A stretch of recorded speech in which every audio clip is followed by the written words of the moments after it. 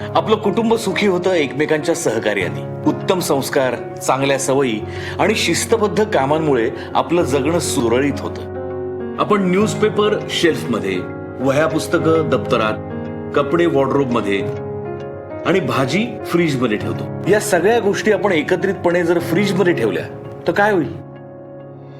प्रत्येक गोष्टीची एक विशिष्ट जागा आहे. कचऱ्याच्या बाबतीत ही सवय का लावून घेत नाही? ओला कचरा, सुका कचरा, घातक कचरा एकत्र टाकल्यामुळे आपल्या शहराचं काय होईल? ओला, सुका आणि घातक कचऱ्याचं वर्गीकरण करूया. त्यामुळे आपल्यासाठी झटणाऱ्या हजारो हातांचे कष्ट वाचतील. आपली एक चांगली सवय शहर बदलवून टाकेल. शासन आपल्या सोबत आहेच, पण आपणही शहराच्या आरोग्य आणि सौंदर्यासाठी हातभार लावूया. चला करू नवी सुरुवात. अस्वच्छतेवर करू मात.